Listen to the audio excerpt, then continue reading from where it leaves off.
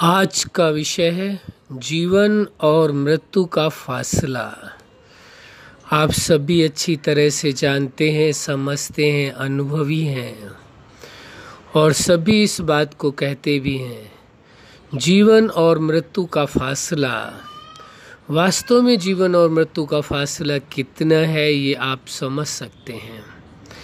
जीवन और मृत्यु।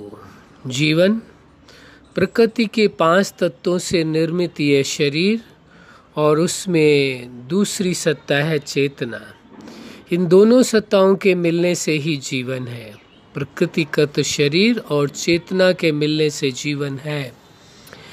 और जीवन और मृत्यु के बीच में जो फासला है वह वास्तव में कोई निश्चित नहीं बता सकता, लेकिन यदि उस दृष्टि से आप देखना चाहें तो स्पष्ट समझ में आता है, जिस पल जीवन शुरू होता है उसी पल से मृत्यु की ओर जीवन बढ़ पड़ता है, क्योंकि एक एक पल उसका जीवन व्यतीत होता जा रहा है।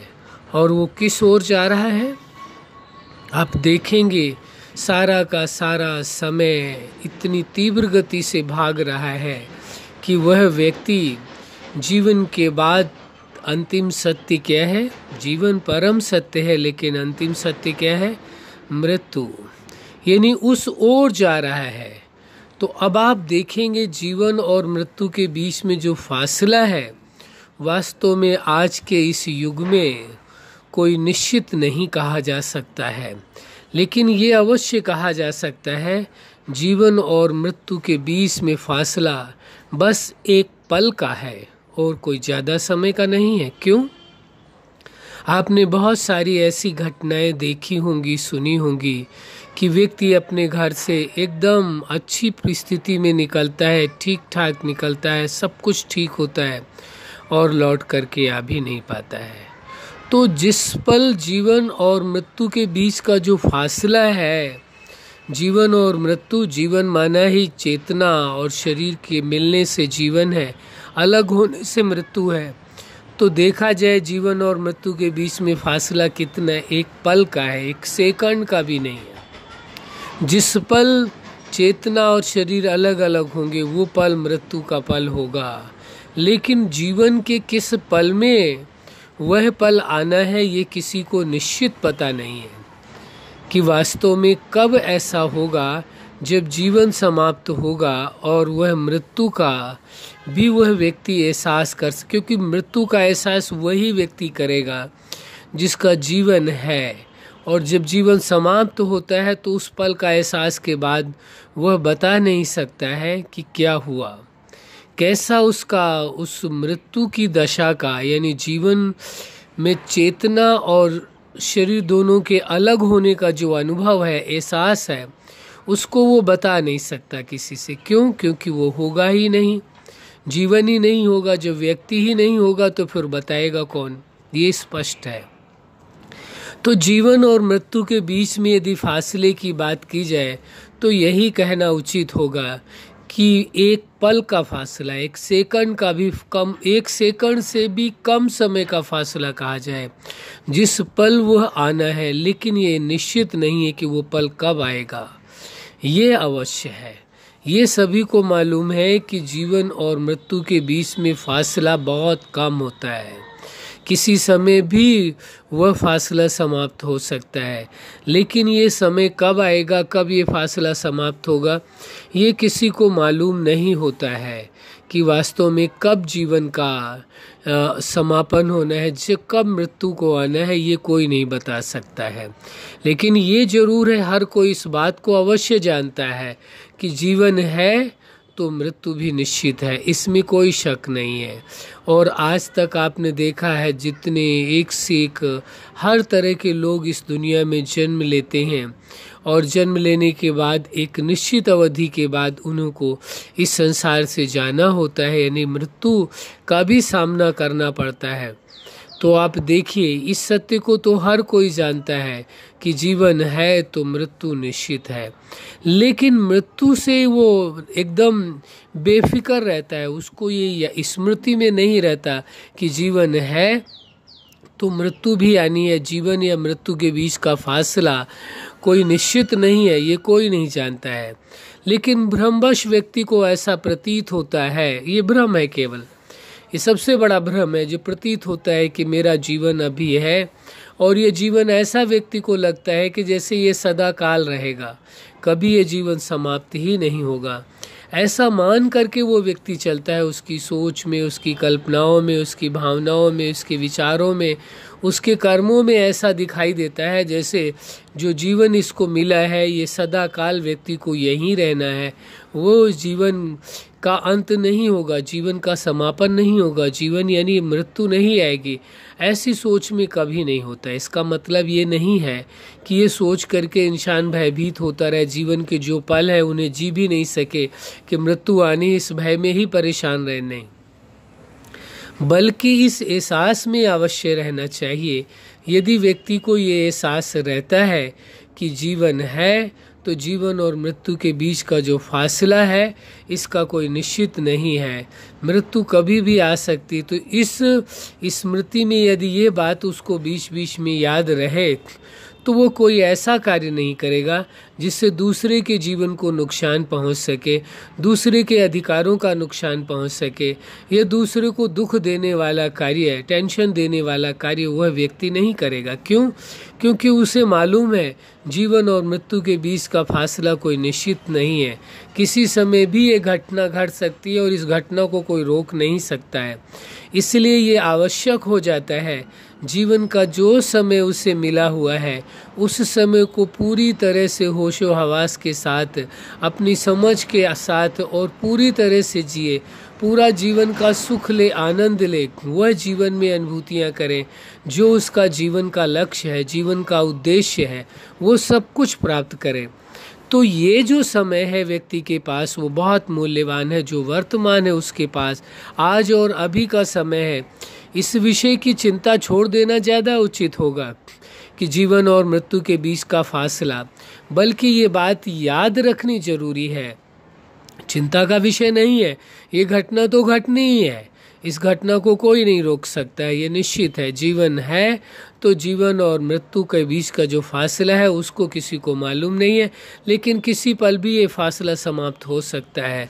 जीवन सदा मृत्यु की ओर ही भागता है, क्योंकि एक एक पल उसके जीवन का कम होता चला जाता है। तो जीवन का जो पल आपका निकल गया वो वापस नहीं आएगा, उसको आपने कितना प्रयोग कर लिया, उस जीवन के उस पल को कितना आपने जी लिया, कितना सुख ले लिया, कितना आनंद ले लिया, कितना प्रेम पूर्वक आप जीवन जिए, ये बहुत मायने रखता है। इसलिए आपको इस सत्य को स्वीकार करके चलना होगा कि जीवन है तो मृत्यु निश्चित है। इसलिए यह यदि एहसास रहे, ये यदि समझ रहे कि जीवन है तो मृत्यु निश्चित है और किसी समय भी हो सकती है, तो उसे भय नहीं लगेगा, क्योंकि उसे ये सत्य का बोध है, एहसास है। भयभीत होने का कोई फायदा नहीं है, क्योंकि ये सत्य है, पूर्ण सत्य, इस सत्य को कोई झुठला नहीं सकता है। तब जब जीवन है तो मृत्यु निश्चित आनी है, तो जीवन का जो समय मिला है उस समय का वो पूरा उपयोग करेगा और किसी के साथ भी ऐसा कुछ नहीं करेगा जिससे उसके जीवन को कष्ट मिले, उनको तकलीफ मिले या उनको दुख मिले, ऐसा कोई कार्य नहीं करेगा। क्यों? क्योंकि उसे मालूम है जीवन महत्वपूर्ण है। कैसा है जीवन? जीवन महत्वपूर्ण है, इसलिए जीवन का जो पल मिला हुआ है उसे जीना परम आवश्यक है, उस एक एक पल को व्यर्थ नहीं गंवाने देना है। तो जीवन में आपको देखना है सबसे ज़्यादा महत्वपूर्ण आपका क्या है, आपका अपना जीवन है और जीवन में आपका समय है। दूसरा आपका सबसे महत्वपूर्ण संबंध है और तीसरा फिर धन या वस्तुएं।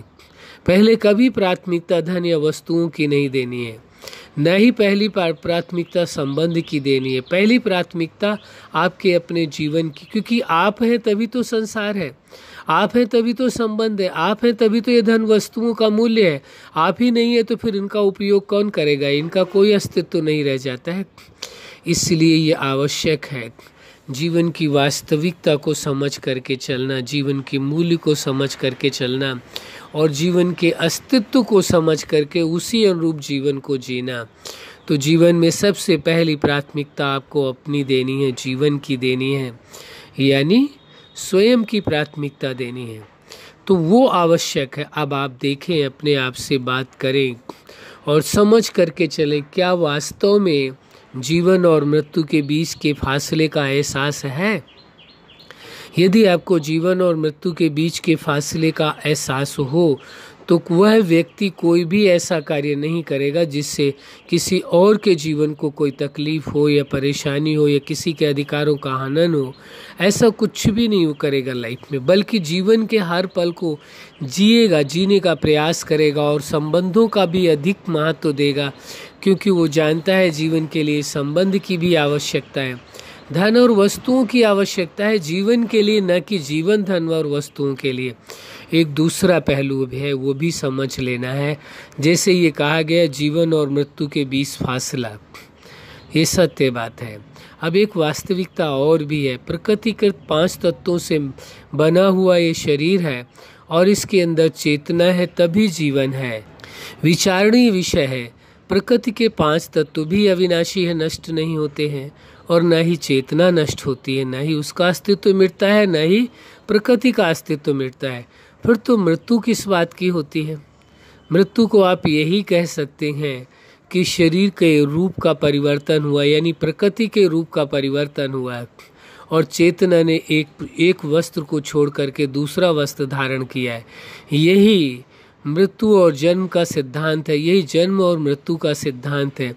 जन्म यानी प्रकृति के शरीर का आधार लिया, मृत्यु यानी प्रकृति के शरीर को छोड़ा, इससे ज़्यादा कुछ नहीं। एक ने वस्त्र को धारण किया है और उसी ने जब वस्त्र को धारण किया तो जीवन है, वस्त्र को धारण छोड़ा तो मृत्यु है। शरीर रूपी वस्तु जो प्रकृतिकृत है, इसको जब चेतना धारण करे तो जीवन हो गया। अब इसको छोड़ करके दूसरा ले ले तो मृत्यु हो गया, फिर नया जीवन हो गया। तो जीवन और मृत्यु के बीच का ये फासला कहा जा सकता है और जीवन और मृत्यु के बीच की ये सच्चाई कही जा सकती है। वास्तव में यदि ये स्वीकार किया जाए तो भी उचित होगा। मृत्यु नाम की कोई सत्ता नहीं होती, केवल वस्त्र का परिवर्तन होता है, शरीर रूपी वस्त्र का परिवर्तन होता है, न कि मृत्यु होती है। यदि इस सत्य को भी स्वीकार किया जाए तो इससे क्या होगा? आपके अंदर का भय सदा के लिए मिट जाएगा, मृत्यु का जो भय है वो मिट जाएगा। इसका मतलब ये नहीं है कि वो व्यक्ति ऐसे कार्य करेगा जिससे उस शरीर को, अपने को या दूसरों को नुकसान हो। मृत्यु का भय नहीं है तो नहीं, मृत्यु का भय नहीं है तो फिर वो इस टेंशन से भी मुक्त हो जाता है, इस विचार से भी मुक्त हो जाता है, जीवन और मृत्यु के बीच के फासले से भी मुक्त हो जाता है। उसे पता है सब कुछ शाश्वत है, सब कुछ अविनाशी है। जीवन यानी प्रकृति के 5 तत्व भी अविनाशी हैं और चेतना भी अविनाशी है। ये केवल दूसरा वस्त्र धारण करना होता है चेतना को, शरीर रूपी, बाकी मृत्यु तो है ही नहीं, मृत्यु नाम की तो कोई सत्ता नहीं है। इससे ये भ्रम भी मिट जाता है। फिर प्रश्न आता है जीवन दाता का, जिसने ऐसा जीवन दिया है, प्रकृति दिया है, सब कुछ प्रदान किया है आपको। प्रकृति का शरीर मिला, प्रकृति मिली, जीवन मिला, संबंध मिले, सब कुछ प्रदान किया, तो उस जीवन दाता को भी 2 पल के लिए स्मरण करना आवश्यक है। जीवन दाता के साथ अपने संबंध जोड़ करके उन संबंधों का अनुभव भी करना आवश्यक है, क्योंकि सभी इस बात को मानते हैं वो जीवन दाता के साथ, उस सुप्रीम सत्ता के साथ सर्व संबंध है। तो जीवन में रहते हुए यदि आप उसके साथ सर्व संबंधों का अनुभव करते हैं, कंबाइंड अवस्था का अनुभव करते हैं, अपने जीवन में ये अनुभव करते हैं कि उस सुप्रीम सत्ता के आप समान हैं, तो आप ये अनुभव करते हैं कि वास्तव में आपका जीवन सार्थक हो गया है। आपके जीवन में जो आनंद है, जो खुशियां हैं, जो सुख है, वो परमानंद है। तो वो प्राप्ति तभी होती है जब आप जीवन के सत्य को स्वीकार कर लेते हैं, जीवन और मृत्यु के फासले को स्वीकार कर लेते हैं। जो जीवन को स्वीकार करेगा वो जीवन दाता को अवश्य स्वीकार करेगा, क्योंकि जब रचना है तो इससे स्पष्ट है कि रचयिता भी है। तो यदि जीवन दाता के साथ सर्व संबंधों अनुभव करते हैं और ये एहसास करते हैं वास्तव में जीवन दाता के साथ सर्व संबंध है, उनका अनुभव करें, सर्व प्राप्तियों का अनुभव करें, ये जीवन में सबसे महत्वपूर्ण होगा। अब आप विचार करें इस बात को, जीवन और मृत्यु के बीच के फासले को आप स्पष्ट समझ चुके हैं और ये भी सत्य को जान चुके हैं जीवन और मृत्यु क्या है, और इसके अलावा जीवन दाता के साथ सर्व संबंधों का अनुभव करना भी आवश्यक है ताकि आप जीवन दाता से संपूर्ण प्राप्तियां कर सकें। अब आपको अपने आप से बात करना है, विचार करना है वास्तव में सत्य क्या है और उसके अनुरूप अपने जीवन को चलाना है। एक बात पुनः कह देते हैं, अपने जीवन को चलाने के लिए, जीवन के हर पार्ट के लिए आपको स्वयं ही सिद्धांतों का निर्माण करना होगा, स्वयं ही ऐसे सिद्धांतों की रचना करनी जिससे कि आप अपने जीवन के हर पार्ट को जी सकें, चला सकें। ये आवश्यक है जिससे कि आपका जीवन सुखद रहे, सिद्धांतों से पूर्ण जीवन आपका आनंद में, सुख में रहेगा। अच्छा, आप अपने जीवन के हर लक्ष्य में सफलता के शिखर तक पहुँचे। आज का विषय था जीवन और मृत्यु के बीच का जो फासला है, और इस सत्य को जान करके आप भ्रम से सदा के लिए मुक्त हो करके सदा जीवन का परम आनंद ले, परम सुख ले। यही हमारी हार्दिक शुभकामना है। सदा खुश रहें, मुस्कुराते रहें। धन्यवाद।